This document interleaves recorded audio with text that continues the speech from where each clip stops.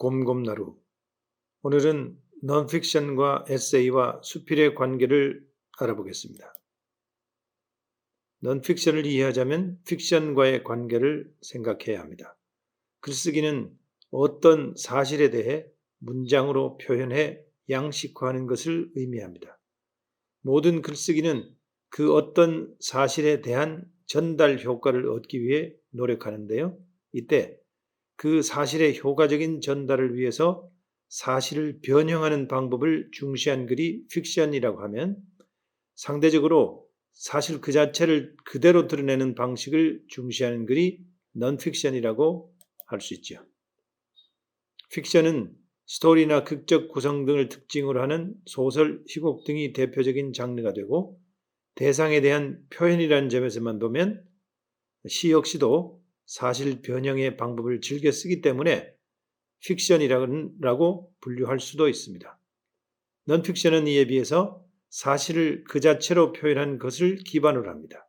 그래서 넓게는 픽션에 속하지 않는 모든 산문이라 할 수 있습니다. 넌픽션은 일반적으로 생활 체험을 소재로 하는 일기, 편지, 생활문, 여행기, 감상문, 수기 등이나 보다 전문적인 내용을 담은 기사, 르포르타주, 평론, 전기, 평전 등 사실을 픽션화하지 않은 채 드러내는 모든 산문을 말합니다. 고전 문학에서는 서, 발, 전, 기로 일컬어지는 장르들도 이 넌픽션이라고 말할 수 있습니다. 넌픽션은 사실에 대한 꾸밈 없는 글이라는 의미로 동양에서는 수필, 서양에서는 에세이가 바로 이를 대표하는 용어로 쓰였습니다. 한국 문학에서 수필은 하나의 장르로 분류되고 있는데요. 한국에서 쓰는 에세이는 이에 반해서 수필과 같은 의미로 쓰기도 하고, 한국 수필과 구분되는 논리적인 산문을 의미하기도 하고, 나아가 수필을 포함한 전반적인 산문 형식 자체를 말하기도 합니다. 서양에서 쓰이는 에세이는 몽테뉴 수상록에서 맨 먼저 나왔다고 전해지는데요. 사사로운 일상에 대한 체험과 사유를 생생하고 인상적으로 표현한 글이다, 이렇게 설명하고 있습니다.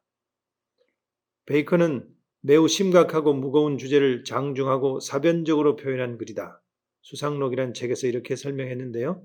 따라서 몽테뉴형 에세이가 있고 베이컨형 에세이가 있습니다. 몽테뉴형 에세이는 미셀러니, 잡문 이런 의미가 됩니다. 인포멀 에세이, 경수필, 이것이 몽테뉴형 에세이가 되겠고요.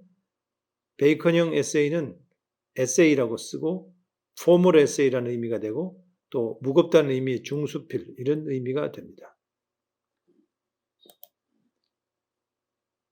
우리가 쓰는 수필이라는 말은 남송시대의 홍매라는 사람의 글에서 나왔습니다.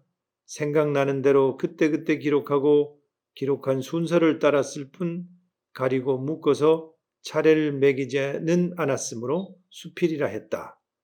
여기서 수필, 따른다는 의미, 붓을 따른다는 의미가 여기서 나옵니다. 용제수필이라는 홍매의 글에서 발견된 내용입니다. 한국에서 수필이라는 말이 17세기 이후에 많이 쓰였는데요. 도제수필, 독사수필, 한거수필, 일신수필, 상흔수필, 이 모두 다 일기, 기행, 제문, 시화 등과 같은 다양한 형식의 산문을 모은 책들이고요. 그 책 제목이 바로 수필이라는 이름이 달려 있습니다. 근대문학에 들어서 1930년대에 외국문학 전공자들이 유럽의 에세이 개념을 수필로 수용했습니다. 김광섭은 수필을 소논문이나 비평문 등의 에세이까지 포괄하는 개념으로 쓰자고 했고요. 임환은 문학과 논문의 중간 형태로 수필을 설명했고, 대체로 인포멀 에세이라는 의미로 규정했습니다. 해방 이후에 곽종훈은 에세이와 미셀러니 중에서 미셀러니에 가깝다라고 했고, 피천득은 내용이나 표현 방법이 인포멀 에세이에 가깝다고 했습니다. 이후 한국 수필은 대체로 미셀러니나 인포멀 에세이라는 식으로 이해되어 왔습니다. 자, 전반적으로 한국 수필은 60년대, 70년대 산업화 시대를 거치면서 많은 글들이 발표되고 있을 때 1. 신변적인 것을 정서적으로 시적으로 표현하는 주관적 사색적 유형의 수필이 2. 철학적인 주제나 과학적인 사실, 사회문화적 현상 등에 대해 비평적 식견을 드러내는 공론적 수필을 압도했다고 할 수 있어요. 1. 개인적인 고백으로서의 서정적 경향을 강하게 드러내면서 크게 확산되었고요. 이에 비해서 2는요. 칼럼, 비평 등의 그 기능을 다 내줬다고 볼 수 있어요. 그래서 수필 밖의 범주에서의 형태가 이루어졌다. 이렇게 이해됩니다. 한국 수필은 결론적으로 말하자면 삶과 자연을 서정과 서사를 적절히 융합해 드러내면서 그것의 이면을 감성적 또는 이성적으로 밝히는 산문이다. 이렇게 볼 수 있는데 우리 문단에서는 수필가들이 이렇게 말을 합니다. 서정수필, 창작수필 이런 용어로 설명하고 있습니다. 한국 수필은 작가 자신의 삶의 모습이나 태도를 숨기지 않고 드러낸다는 점, 다른 장르에 비해 소재나 형식에서 자유롭다는 점으로 많은 사람들이 즐겨 쓰는 대표적인 장르가 됐습니다. 한동안 수필에는 문학성이 떨어진다는 이유로 신춘문예 등에서도 소외되었는데 최근 들어서 다시 수필 장르가 신춘문예의 뚜렷한 장르로 들어와 있습니다. 그래서 글의 양식적 특징을 제대로 이해하지 못하면 신변잡기로 전락되는 경향이 나타나죠. 그래서 이런 신변잡기류가 문학적 지위를 낮추고 있다는 비판을 받고 있는 것이 수필문학의 현재이기도 합니다. 양적 팽배에 따라서 관심과 수요가 커지는 만큼 이제 질적 향상이 절실히 요구되는 때입니다. 자, 이 수필을 산문이라는 의미와 함께 생각해 보면요. 수필을 포함해 일반 산문 전체의 성향을 분류하면 세 가지 정도가 돼요.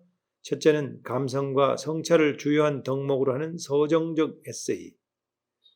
둘째는 객관적 사실에 대한 주관적 의사를 논리적으로 드러내는 비평적 에세이.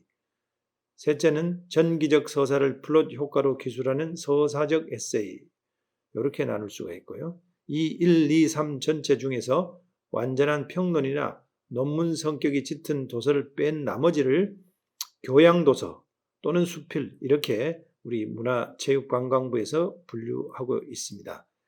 서점가에서는 수필 에세이를 묶어서 하나로 통합해서 분류를 하고 있고요. 특히 서점에서 따로 르포르트 아주나 사건 재구성, 체험기, 회고록, 평전, 자서전 등을 넌픽션이라고 분류하고 그 외 일반적인 산문을 수필 에세이로 분류하고 있습니다. 오늘은 픽션과 넌픽션의 차이 그리고 넌픽션과 에세이, 수필과의 관계에 대해 알아봤습니다. 고맙습니다.